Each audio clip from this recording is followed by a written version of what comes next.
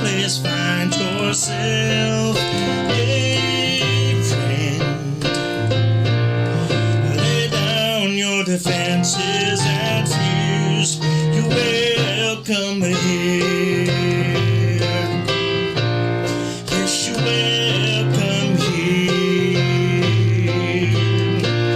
Yes, you're welcome here.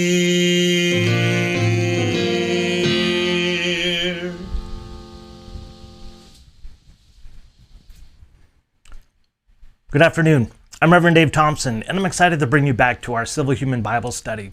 We're continuing in the book of Matthew today, and in our series on the Pharisees and really the religious leaders of Jesus' days. This is Jesus' rebuke of his own religious leaders 2,000 years ago. I'm a civil human minister, so what that means is that I focus my ministry on building human peace and common ground.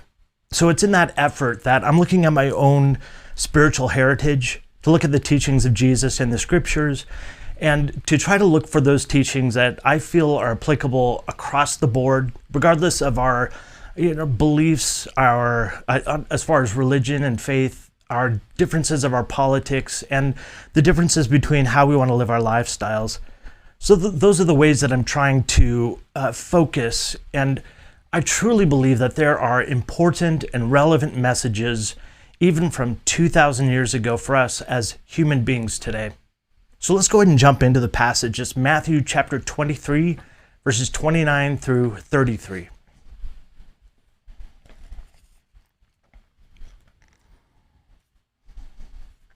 Starting with verse 29.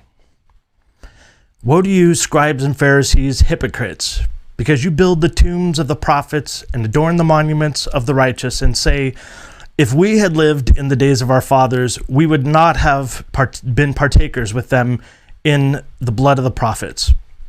Therefore, you are witnesses against yourself, that you are sons of those who murdered the prophets. Fill up then the measure of your father's guilt. Serpents, brood of vipers, how can you escape the condemnation of hell? So as I've been pointing out, this is probably one of my favorite sections because we get to see Jesus in this very stern, very passionate response to the religious leaders of his day. And these are some really very powerful words. Let's set this up a little bit. So for those of you who are joining for the first time, I want to just give you an idea of what's happening right now in this account.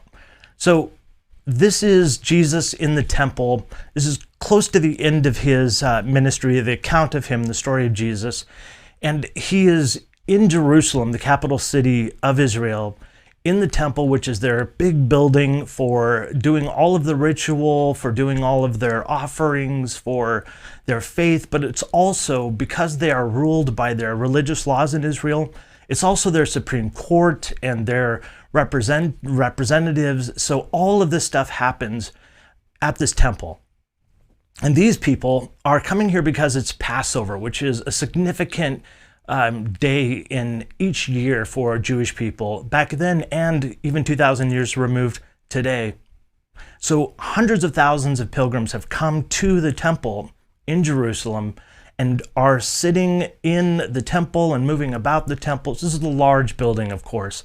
And so there are teachers who sit in the courts, the bigger courts where people are gathered and teach. And Jesus is one of these individuals, and one of the more popular ones, it would seem, because he gathers a lot of crowds. The distinction with Jesus, as opposed to the other, perhaps, people who are vying for the position of Messiah, because there are other people who are trying to be political leaders or religious leaders. Jesus' distinction seems to be that he focuses on the common person, like the everyday person, the people that the religious leaders don't want to touch because they have leprosy or they're poor and so they're considered unclean. Jesus specifically gears and ministers to the people who need help. And so that's why he's in the temple today, is to teach these people, to help them, to give them some hope. And the religious leaders have, in the last few sections, come up to Jesus and tried to attack him and try to, get him caught up in a loophole and get him caught in his own language so that they can bring some sort of accusation against him. And of course, they failed miserably. And now Jesus is going on the offensive and beginning to rebuke them. So we've gone through a few of these rebukes today. It gets pretty intense. As you can see, the end of this passage, he calls them serpents and brood of vipers or den of vipers. And I want to explain why he's doing this, and I want to set it up so that as we walk through this passage, we can see not only how important Jesus' message and controversial his messages were to those who were religious leaders of his day, but how it is relevant and controversial right now, 2,000 years removed from this account. So let's jump into the actual verses and walk through those so that we can understand what's going on and what Jesus is talking about.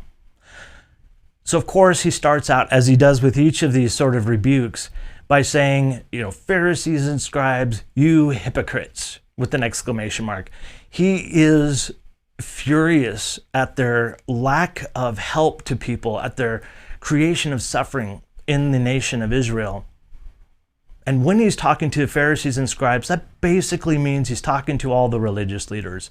It's sort of a catch-all that he's talking to. Anybody who is in a position of authority here in the temple, you're part of this rebuke. And then he calls them hypocrites, which we've talked about is an acting term, which essentially means acting. You actors. It's a derogatory way of saying you put on a show, but really you are not the person you present yourself. And now he's talking about their history. So he says to them, you hypocrites, you build these tombs for the prophets, and you create monuments to these important people in our past. And you say, we wouldn't have killed the prophets. Because back then in Israel's history, generally speaking, they tend to kill the people who come forward and try to change things. The people who rock the boat. The people who are trying to get their nation back to the basics and back to the vision of what their faith represents, but also the core teachings of their faith and really core human values, compassion, humility, peacemaking, mercy and kindness. Those are what a lot of these people in this past have come to do, but every single time they end up getting killed, and most of the time by the kings or by the religious leaders of the day. So Jesus is pointing out their hypocrisy in this. They stand up there and say, whoa, are the people back then who killed this guy? We wouldn't have done it. We're different. We're special. And Jesus is pointing out, look, that's ridiculous. What you've just said is that you are sons of those murderers who killed the prophets. But not only that, and then he says that you fill to its capacity the measure of these fathers. And let me explain what that means. To fill to capacity the measure, measure here means the standard by which someone's being measured. And the measure of their fathers, what he's saying is their guilt that you've already acknowledged back then, and their standard for being terrible, this sort of practice of being terrible, you today as religious leaders fit this to completion. And not only that, he uses a word to describe its fullest capacity. Like there's no other way that you could be even more terrible than by following these things that they practiced back then. And then we get this fantastic statement from Jesus. Keep in mind, he is sitting in the temple right now. This is like being in the Supreme Court of their day, or in the assembly of representatives in whatever country or nation that you're in right now. In the U.S., we have our Congress, and that would be something like it. The Congress, the Senate, and going in there and calling them brood of vipers and serpents. So brood of vipers, brood just essentially means children of. or like a family of, he's speaking collectively of the religious leaders, calling them snakes. So snakes represent the same kind of terrible, derogatory sense that they do today. In fact, back then, even more so, because in their beginning story, in the very beginning of their entire Bible, this one right here, in fact, there's the story of Adam and Eve, and they're the first creatures that God creates that are human. And there's this serpent that comes along and deceives the woman who eats the apple, not an apple, a fruit of the knowledge of good and evil, whatever that is. We seem to think it's an apple these days. But anyway, and then Adam eats it, and then everything falls apart, right? The serpent is considered essentially the same as the devil, or the great advocate, the person who is the adversary. So it's the worst possible thing that you could possibly call anybody. And he's saying even more than that, you're also the offspring of serpents. So they should know better, and because they've seen the past, but they don't. And Jesus is calling them out on it. There's a couple things that I want to point out that I feel are very, very important to us today, right here and right now. One of the things that I want to point out about Jesus' particular take in ministry, there are a lot of people, of course, who come from a Christian background and who believe in the story of Jesus, and that's their particular faith construct. Even if we don't come from that, or we do come from that position of faith, the fact is that this person, Jesus, is calling out his religious leaders, and the people who he designates as being evil, as being representational of the worst way to live, are his religious leaders and the wealthy. He also has a bone to pick with them, because of course they're stealing from the poor and hoarding wealth while other people are suffering. These are the only people really in all of his story that are ever said to be the ones going to hell, as we call it today, which really the word is Gehenna, which is this garbage dump outside of the city of Jerusalem, where they basically throw all the things that they need to burn up, because it's always got a fire there to burn the trash. I find that interesting. Somebody who came from a very conservative Pentecostal version of Christianity, we were very righteous and purity driven. And so the people who were going to hell were the people who were not pure. They were the fornicators and the thieves and yada yada, any list of them. But we looked around us and we'd be pointing out people who had bad behavior, and we'd say they're going to hell. And we would never, even in a million years, ever look to our own pastors or our own national leadership and say they're going to hell, because that would essentially undercut the foundation of everything that we had hoped on. I think that oftentimes, especially those of us who come from maybe a Jesus-based faith background, neglect to see that the people he rebuked were the ones who were in authority. They were the ones who were respected as being the righteous people, the pure people. Those, and only those, are the ones that Jesus criticizes and suggests is going to be put to death in hell. That's an important distinction. And the reason why I bring that up is because today, right here, right now, we have leaders, political, religious, social leaders, who are doing exactly the same thing. They are living off of the suffering of others. They're living in lavish luxury based upon the money and the giving of individuals who are giving out of their generosity, even though they can't give.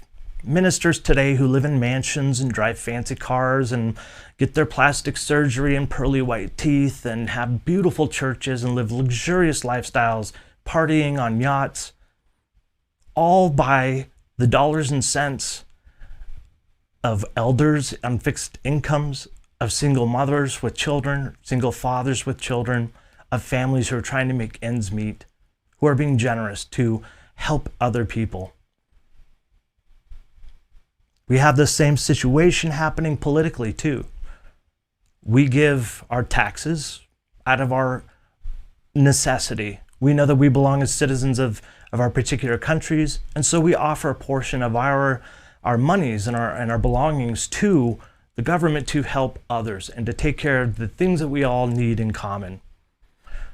But we have leaders today who are making an exorbitant amount of wealth, utilizing the funds of the people, and especially the people who are suffering and the people who are trying to make ends meet. That's something that we need to stand up against and recognize. It's uncomfortable, but that's the reality. There's one thing I want to point out that is maybe not obvious about this particular story, but I think is really relevant to us right here, right now. And this is the last thing before we close that I want to address. We look at history right now. I'll say I have looked at history. I've looked at, let's take World War II, for instance, the National Socialist movement of Germany and Hitler as the leader of that group.